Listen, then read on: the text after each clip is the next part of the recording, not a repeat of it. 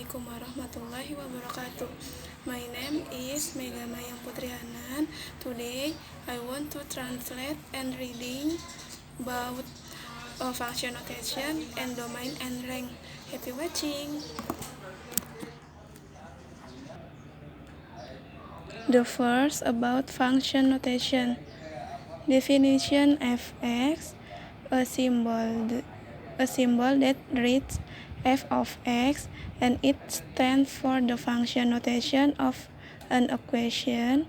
In other words, if we see the symbol in an equation, it means that equation is a function. Example: y equals 2x minus 2. This is an equation, but it's also a function, right? Y equals 2x minus 2 in function notation. The answer is, instead of writing y, write fx, then rewrite everything normally. We now have fx equals 2x minus 2. We have taken our equation and written it in function and rewritten it in function notation. If you see fx, all it means is that equation is a function.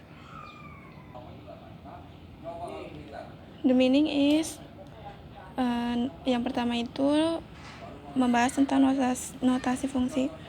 Definisi fx, simbol yang bertuliskan f dalam x, dan itu singkatan dari notasi fungsi persamaan. Dengan kata lain, jika kita melihat simbol ini dalam suatu persamaan, itu berarti persamaan adalah fungsi. Contoh, y sama dengan 2x min 2, ini adalah persamaan, tetapi juga sebuah fungsi. Tulis y sama dengan 2x min 2 dalam notasi fungsi. Jawab. Sebagai gantinya menulis y dengan fx, lalu tulis ulang semuanya. Kita sekarang punya fx sama dengan 2x min 2. Kita telah mengambil persamaan dan menulis ulang dalam notasi fungsi. Jika terdapat fx, artinya adalah persamaan. Domain and rank. There are special names for what can go into and what can come out of a function. 1. What can go into a function is called the domain. 2. What may possibly come out of a function is called the codomain. 3. What actually comes out of a function is called the rank. Let us look at a simple example.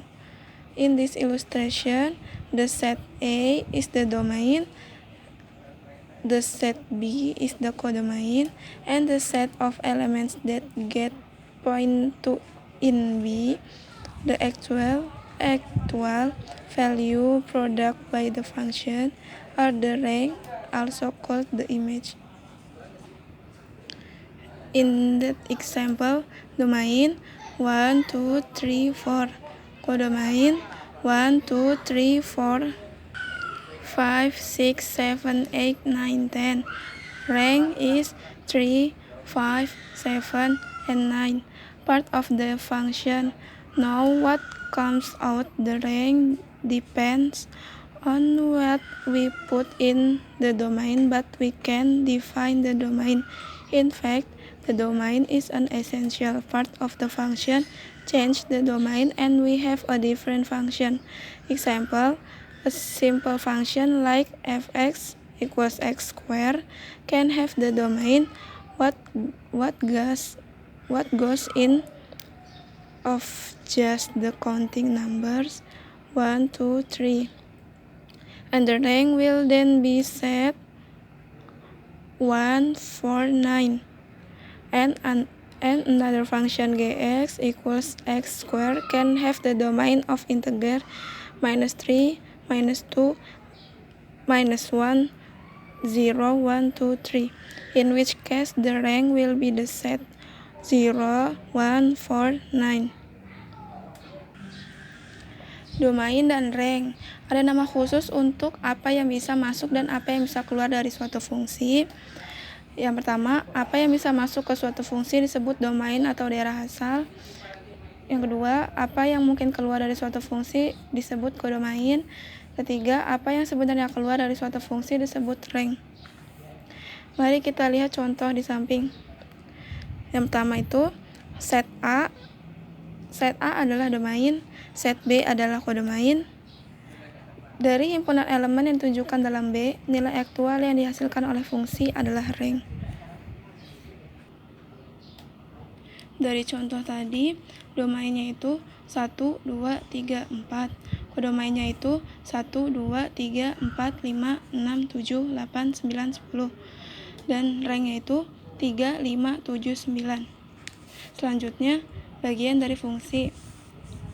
Sekarang, apa yang keluar atau range tergantung pada apa yang kita masukkan atau domain, tetapi kita dapat mendefinisikan domain. Sebenarnya, domain adalah bagian penting dari fungsi. Ubah domain dan kamu memiliki fungsi yang beda. Contohnya, fx sama dengan x kuadrat. Domain hanya angka perhitungan 1, 2, 3, dan seterusnya. Dan range akan menghasilkan 1, 4, 9. Jadi misalnya domainnya 1 pangkat 2 itu 1. Terus lagi 2 pangkat 2 4. Terus 3 pangkat 2 itu 9. Jadi range-nya itu 1, 4, 9. Dan fungsi lain gx sama dengan x kuadrat dapat mempunyai domain bilangan bulat min 3, min 2, min 1, 0, 1, 2, 3. Dalam hal ini range akan menjadi himpunan. Thank you for your attention. Hopefully, what I explained today is useful for you guys. Wassalamualaikum warahmatullahi wabarakatuh.